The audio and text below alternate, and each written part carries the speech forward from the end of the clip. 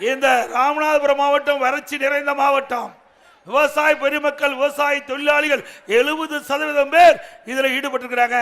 அப்படி வறட்சியான மாவட்டத்தை பசுமையாக செழுமையாக இந்த மக்கள் மகிழ்ச்சியோடு வாழ்வதற்கு காவிரி குண்டாறு திட்டத்தை கொண்டு வந்து நாங்கள் நிறைவேற்றோம். காவிரி குண்டாறு திட்டம் முழுக்க அரசாங்க நிதி 14,400 கோடி.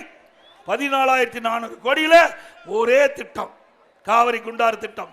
நம்முடைய தமிழக வரலாற்றில் எவ்வளவு நிதி மாநில அரசாங்கத்தால் ஒதுக்கப்பட்டது கிடையாது. இந்த வறட்சியான பதிலைக்கின்ற ராமநாதபுரம் மாவட்டத்தை சேர்ந்த 4 சட்டமன்ற தொகுதியும் இன்றைக்கு செழுமையாக இருக்க வேண்டும். இந்த கண்மாய்கள் எல்லாம் நிரப்பப்பட வேண்டும்.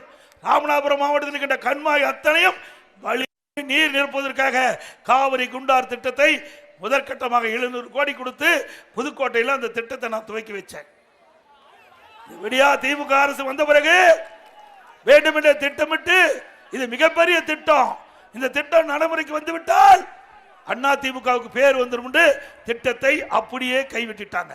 மீண்டும் உங்களுடைய துணையோடு அடுத்த ஆண்டு நடைபெறுகின்ற சட்டமன்ற தேர்தலில் அனைத்து இந்திய அண்ணா திராவிட முன்னேற்ற கழக கூட்டணி மாபெரும் வெற்றி பெற்று அண்ணா திமுக தனி பெரும்பான்மையோடு ஆட்சி அமைக்கும்.